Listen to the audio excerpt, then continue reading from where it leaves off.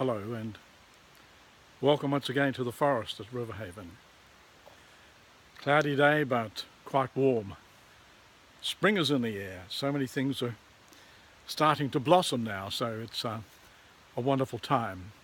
And I've just been searching through the Ngāhere, the forest here, for the first signs of the orchids, the orchid flowers, the native orchids, tiny flowers on trees and on the ground, but not quite ready yet. Another 10 days to a fortnight and perhaps we'll be seeing the orchids.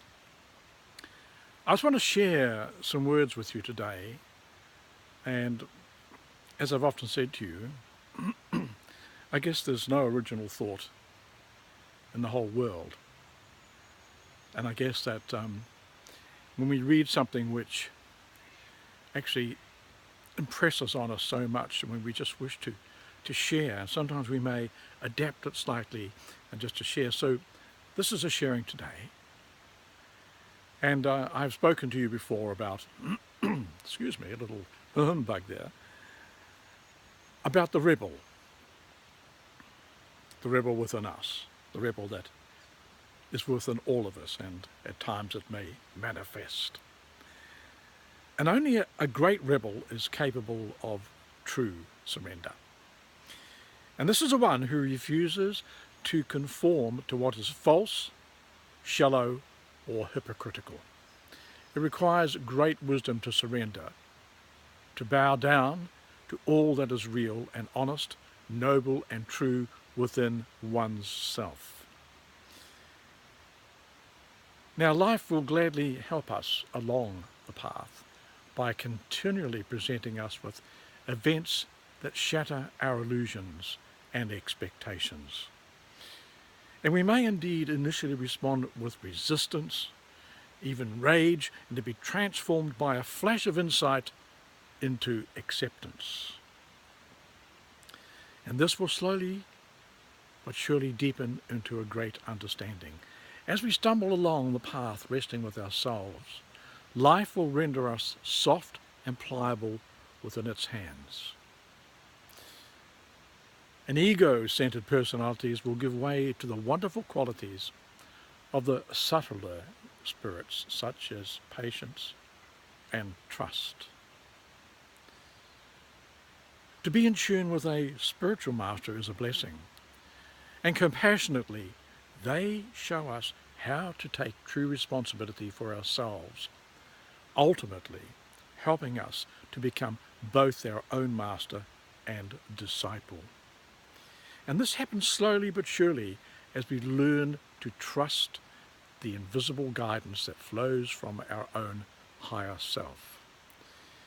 It is the supernatural presence of divine love intervening in our lives that brings a grace to surrender. In these moments, our souls become permeated with sweetness.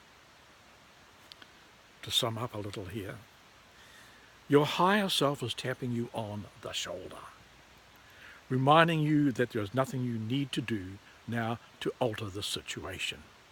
Accept and enjoy it now as it is. You are growing spiritually within the present experience.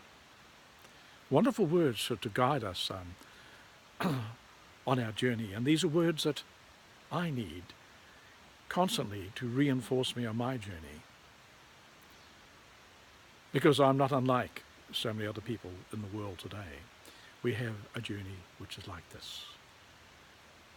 But for every dip and hollow that we come to, we rise above it. We rise up and up. And then we don't always dip down as deeply into the hollows as we did previously. So here I am in the Ngāhere in the forest, and as you can see just over my shoulder here, standing in the fairy glade down at Riverhaven. You may hear the river in the background.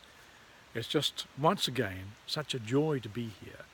Once again such a joy to be with you all out there and to share with you what little I know, what little I've gleaned.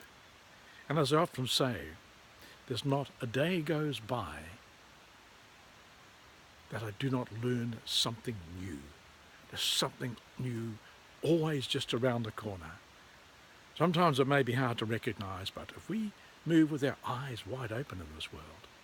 We'll see opportunities, we'll see change, we'll see ways that we can circumvent what is going on around us, or live with it, bring it into us, give it love, and then charge it with love and put it back out there. Okay, so that's a little message for today, and until we meet again, I'll say ten luck. I say love you all out there. Goodbye for now.